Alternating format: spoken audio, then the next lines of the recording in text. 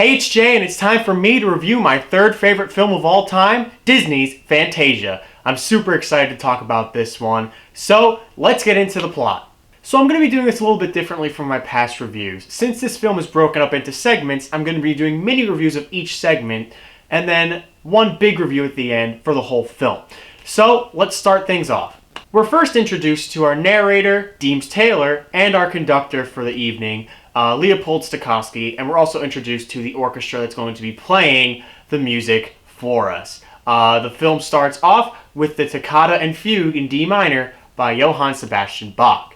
Now, what this piece is supposed to do is kind of ease us into what Fantasia is going to really be about, which is putting images to the music. Usually in movies, it's putting the music to the movie, but in this case, it's putting the movie to the music. And it starts off live action with colors flying everywhere and superimposed shadows on the wall, and then slowly evolves into abstract shapes like lines with sparkles on them, cloud formations, moving hills, and it's just a way to show that they are putting the images not only to the movie, putting the images to the music, but they're also making it move with the music.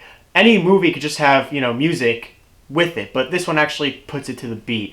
And even though these are abstract images with no character, no personality, they somehow do feel like they have a personality because they're matched so well with how the music works.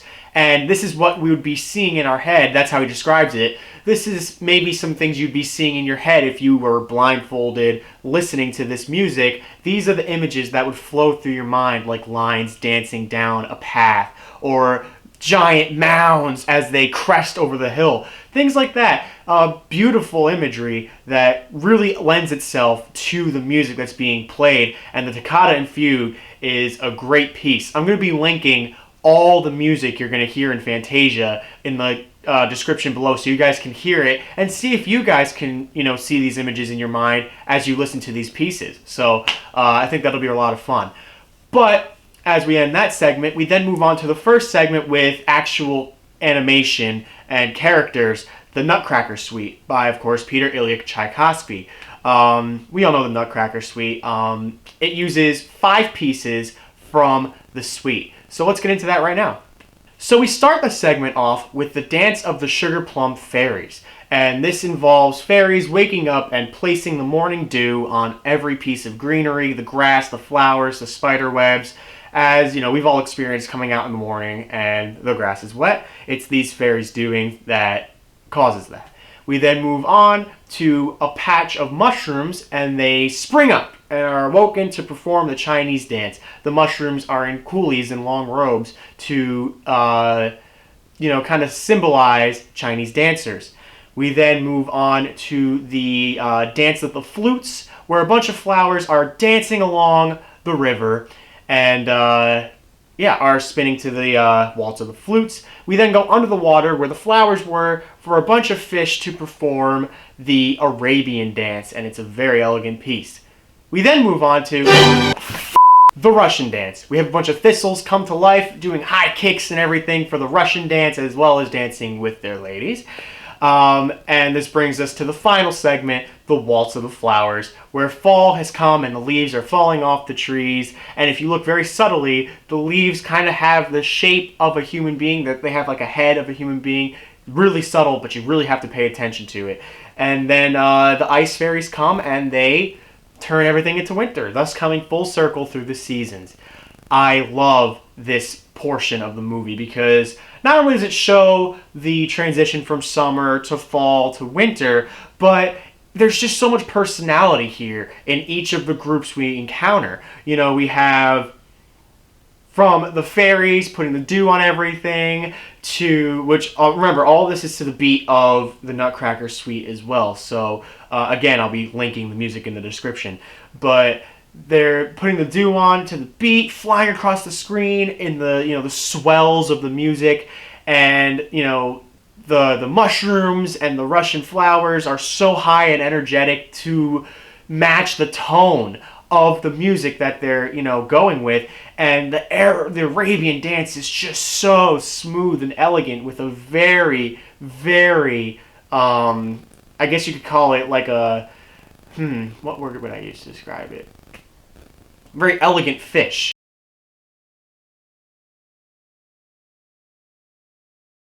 A very elegant fish who just kind of floats and just moves with the waves to the tune of the Arabian dance, and the flowers twirling during the the dance of the flutes, and just everything about this segment is just so breathtaking and beautiful that it can't help but be appreciated. So with that segment out of the way, we then move into arguably the most popular segment in Fantasia, the Sorcerer's Apprentice. I'm sure we have all seen this incarnation of Mickey Mouse before. Well, this is where it comes from in case any of you were wondering. Basically, the Sorcerer's Apprentice is by Paul Dukas, and it is based on one of Ghost's poems. I'm going to butcher this, so I apologize. Des Oberlebing. I'm going to put it here, so if any of you German speakers will go ahead, feel free to criticize me down in the comments below. I know I messed that up. Basically, it's about an apprentice who doesn't understand what type of power he gets himself into. So allow me to break down the segment. We have Mickey as the Sorcerer's Apprentice, and he is the apprentice of a very powerful sorcerer by the name of Yensid. Yensid. Why does that sound so familiar? Ah, okay. I see you. But anyway, Yensid goes to bed, and Mickey decides to utilize his power. Mickey is tasked in filling up a cauldron with water, and he doesn't want to do it. So he casts a spell on a broom, gives it arms to do the work for him. However, he forgot to, learn the spell to stop the broom, and Mickey dozes off and is in a dream sequence where he's messing with the stars and the galaxy with his newfound power, only to wake up and his entire house is flooded. The sorcerer's house is flooded, and I mean flooded, and Mickey doesn't know why, and he sees that the broom is still carrying water to the cauldron, and so Mickey finally puts an end to it by taking an axe and hacks and slashes the broom apart. However, the spell is still lingering, and the shards of broken broom then come to life to form an army of broomsticks whose one task is to fill the cauldron.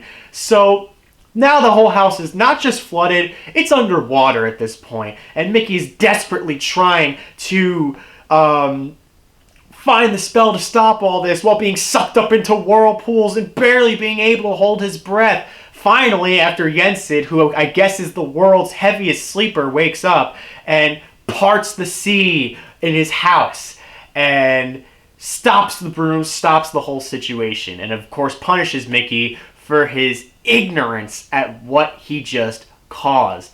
I love this segment. I mean, who doesn't? It really shows, and it's got a good moral. It's got a moral. Don't be lazy. Don't try to take shortcuts because it might not work out for you in the long run. Again, this is the only segment that actually has an already established Disney character in Mickey Mouse. He then runs off and congratulates Leopold Tchaikovsky on his great work with Fantasia in a really sweet moment where, Mickey's talking to our conductor. I love this segment. I really do. I love this segment a lot. Just Mickey panic and struggle on his face as he's trying to solve this problem, and the cockiness on his face when he thinks he's figured it all out, that yes, now I don't have to do any work. And I don't know how Walt Disney put these two together, but the beat where they start walking to the well fits so perfectly. It's like a match made in heaven. I love this segment, and what they really do well is the lighting around Yensid's face. No matter what scene he's in, when he's just casting spells, or when he's looking down at Mickey with such discontent and such anger and rage that he dared touch his hat and try to utilize his power, the light around him is just so striking and imposing that it's like, damn, Mickey, you messed up, and now you're going to pay for it. Like, you really are. That is one scary dude. Just the imagery and the colors, and the brooms just doing what they were told to do and not stopping for anything. Mickey tries to get in front of them to stop, and they just run his ass over. Like, they do not care. They have one task and one task only. They're not going to let anybody stop them from doing it. And it's actually kind of disturbing when you see the shadow of Mickey, you know, with an axe just hacking this broom to bits. And then this army just coming towards Mickey, and he's like, oh shit, and he has to close the door, but it's no use. There's too many of them, and he just can't stop. You can really feel the helplessness and, you know, just, oh my god, what is going to happen with the music and Mickey, like I said, surfing on the spell book. It's just, it's insanity. I also really love his dream sequence when he's messing with the stars. Really, really beautiful. How he's just controlling the way they move, how they sparkle, making them all sparkle to the beat of the music with, you know, shooting stars and comets flying through. It's an amazing segment. It's really, I love it a lot. So let's move on to the next one. So the next segment of the movie is The Rite of Spring by Igor Stravinsky. Now, what's really cool about this one is its sole purpose is to show the evolution of us as a human race. So yeah, it's really intriguing. Let's get into talking about it. So we started off with just single-celled organisms as they grow and evolve and split into more and more and more. And what this segment does really well is its transitions. As we all know, at the bottom of the ocean, there were like these volcanoes that were, you know, spewing this stuff. And every time it spewed things, it would cover the screen and transition us into the next phase of, you know, life on Earth. And, you know, they would start to be a little bit more, you know, simple-celled organisms, which would then evolve into fish, and then evolve into amphibians who can go on land, which then brought us to the dinosaurs. Now, you know, the dinosaur segment's really, really great, and I love seeing how they lived. Everything's all fine and good. You know, they're fighting over food. Pterodactyls are swooping in, trying to steal other people's prizes. Everything seems great until he shows up.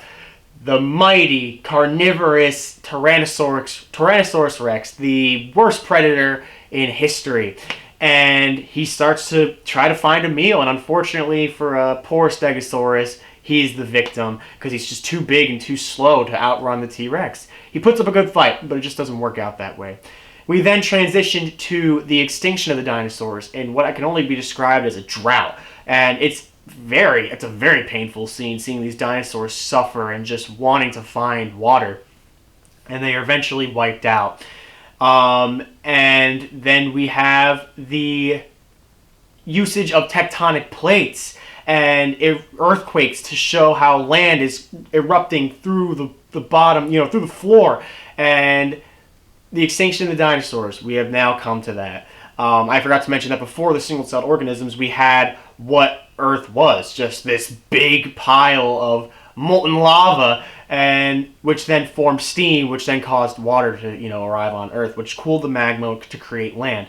So the visuals in this are outstanding, and it was really smart of them to place dinosaurs here, because there's a point in the music where it does sound like you're about to be chased by something huge, something that you can't outrun, something that you have feared since day one. And that's where the T-Rex comes in. And it's brilliant, the way the dinosaurs all turn in fear and horror to the beat. And then this big reveal, and, you know, the dun-dun-dun. And yeah, they do have that stereotypical dun-dun-dun thing, but it works so well because it shows the defeat of the Stegosaurus and the roar of the Tyrannosaurus Rex to let everybody know to back off if anybody's trying to take its meal. And the chaos of the earthquake scene where, you know, tectonic plates are sprouting from the ground, destroying everything around it, causing rocks to topple down and crush the living remains, the bones of these dinosaurs that suffered in the scene before. It's just so chaotic when the screen starts to shake and you're like, oh boy, this is going to end badly. And again, the drought scene where you could just see the pain and anguish these dinosaurs are going through as they're, you know, moving on to different areas just to try to find water. And they find something that they think is water, but it's really like quicksand. It's not water, it's like stuff that's dragging them down, which is only killing them faster. And we see them collapse and fall. It's a really painful scene, but it lends itself to the music because it sounds like a drawn out soundtrack. Like, oh my god, I just want to get to my location already. And they can't because there is no water. There is none. There's just none. And it's a brilliantly done scene. The Rite of Spring doesn't sound like something that would describe bloodthirsty dinosaurs, but it works so well. Give it a listen and you'll understand what I'm talking about with this is something you've been fearing for a long, long time, finally coming after you, and there's a high possibility that you won't get out alive. So I love the Rite of Spring. We then take a 15-minute intermission. Normally in theatrical releases, the curtain would close with the doors closing on the screen. And, the Fantasia logo would pop up. But then we come back, and, the musicians are all getting settled. And as a bonus, we are introduced to the greatest Disney character to ever grace the big screen. The soundtrack. It's literally just a line, but they do it so cleverly to show how sound is put into animation. And they have him make noises, do a jazz riff, drums. It's a really fun segment. I highly recommend you look it up. If you're not watching the whole movie and just want to see that segment, look up Meet the Soundtrack. I love the soundtrack because, again, how did Disney give a line so much personality? It's shy, it doesn't want to come on the screen. It gives a really awkward and cringy noise when asked to make a noise, when that's not what he wanted at all. He wanted to make a beautiful noise, and it just goes like, it's like, how did you give a line so much personality? I don't understand it, but it's great. I love the soundtrack. I remember my sister and I used to die laughing all the time when it made that noise, what I just described before. Cause it's funny. It's a line. It's making this sound. It's got so much personality. I love the soundtrack. Put the soundtrack in another movie. I'm telling you, it'd go over well for people like me who love Fantasia. But back to the segments. Our next segment is the Pastoral Symphony by Ludwig van Beethoven. So let's get into what goes on in this segment. Okay, this is hands down one of the most breathtakingly stunning pieces in this whole film, with the exception of the finale, but I'll get to that.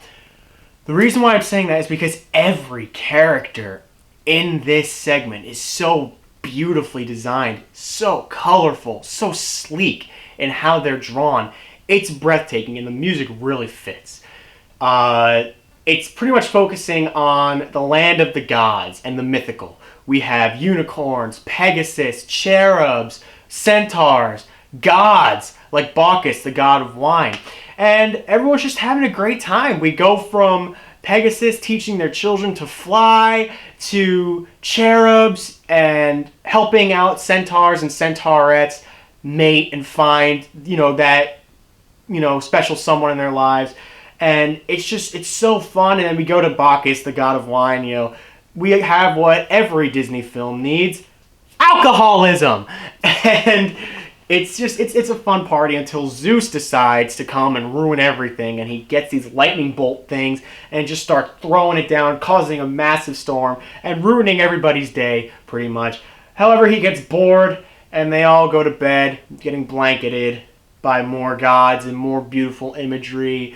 It's absolutely gorgeous. I will place all the gods on the screen that they use because there's just too many to list, off the top of my head. So here they are. Here's all the gods they used in this special.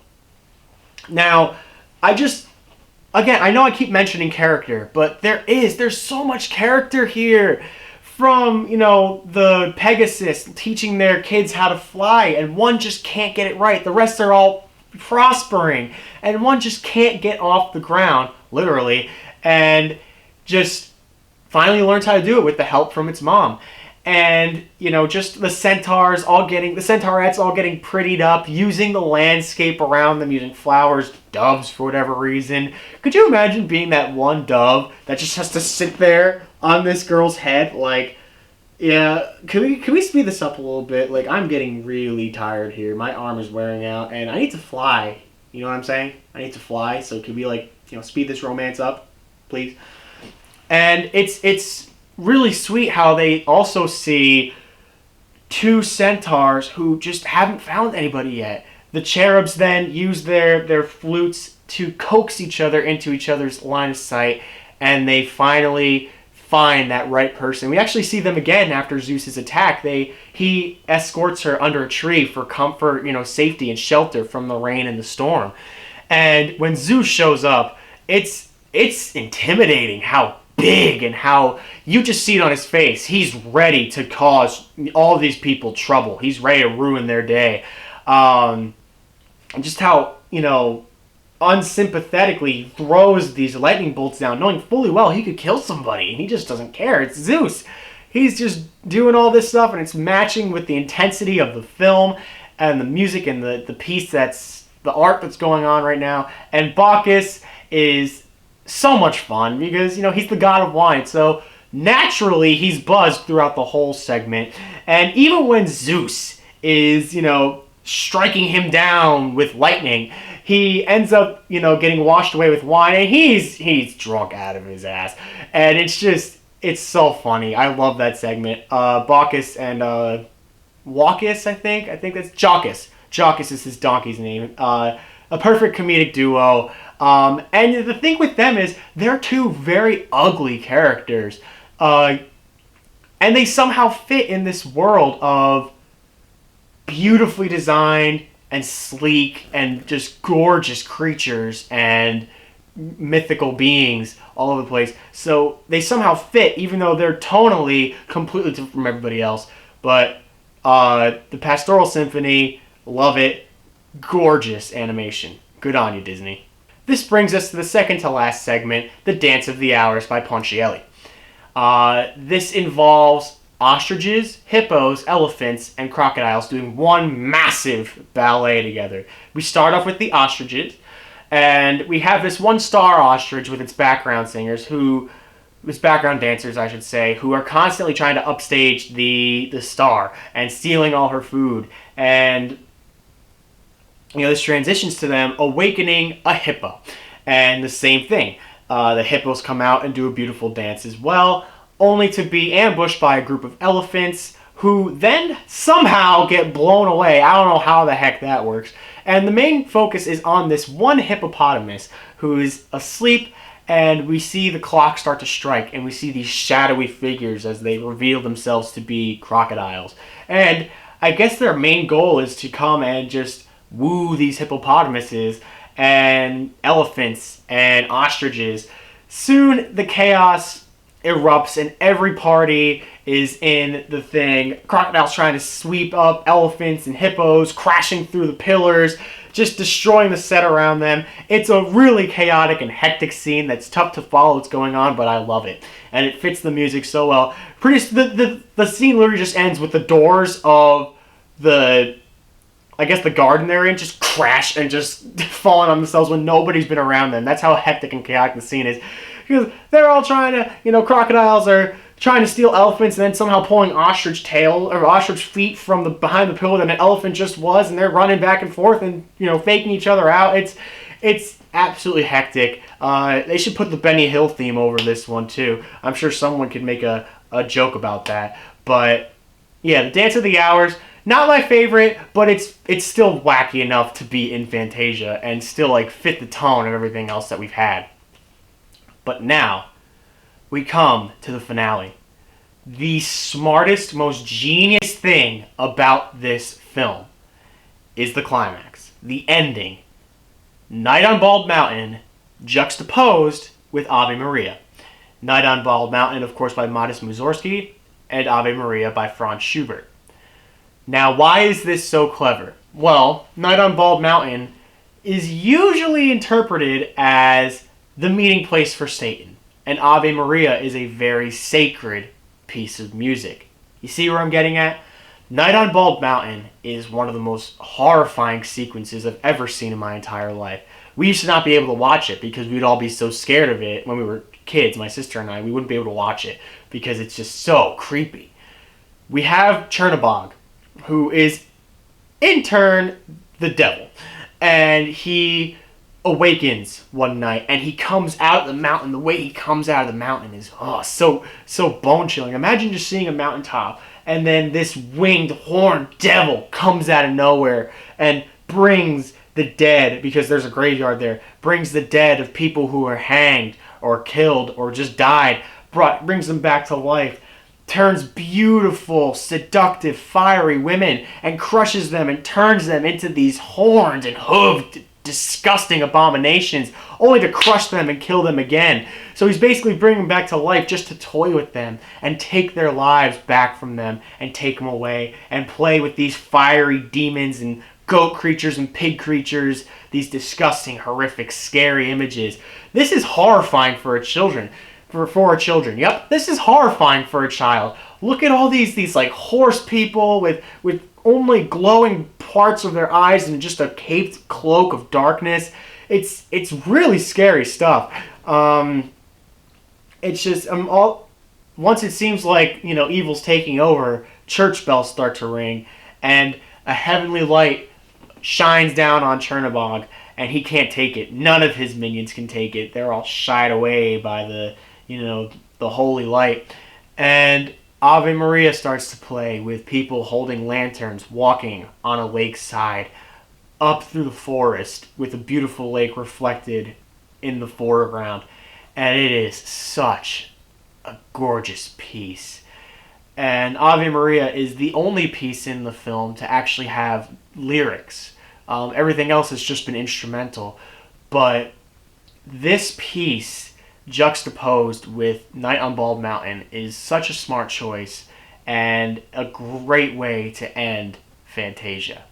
And that was Disney's Fantasia, my third favorite film of all time. So what I think about it as a whole, I mean, it seems like something that nobody would really like, because, you know, classical music isn't appreciated as much as it was back in those times.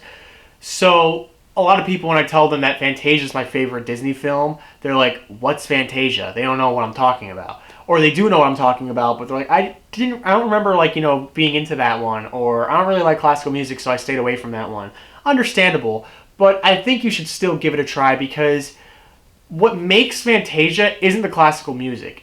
It's the imagery that they put to the music.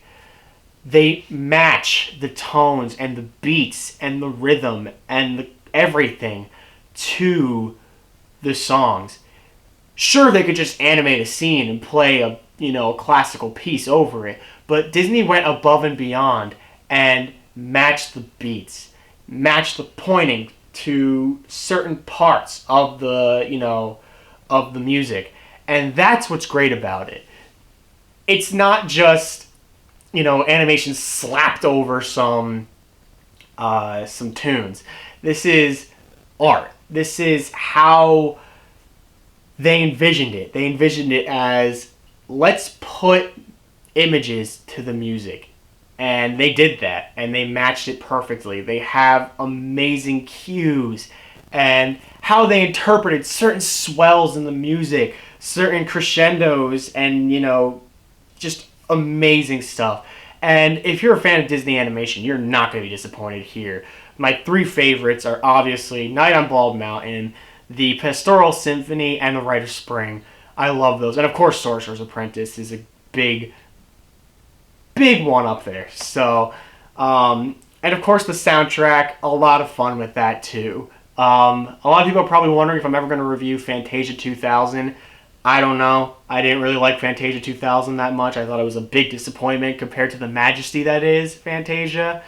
But who knows? Who knows what the future holds? Maybe I will review it. But I hope you guys enjoyed my review of Disney's Fantasia. Hands down, one of my favorite Disney film of all time, and my third favorite film of all time, earning a fully fledged 5 out of 5 stars. There's nothing about this film that I was like, okay, hurry it up.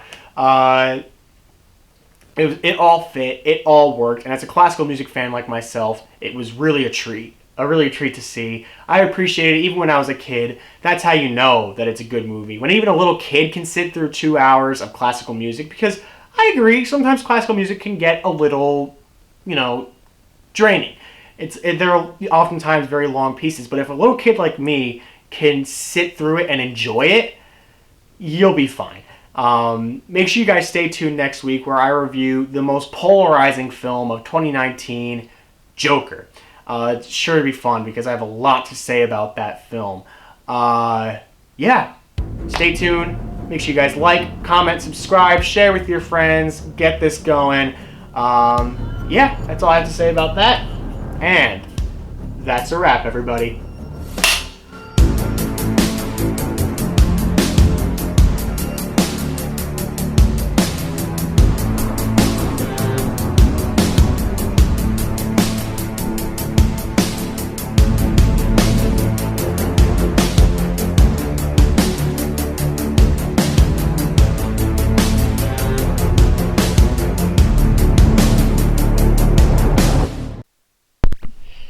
I really hope you didn't bump the tripod during that. I really hope you didn't.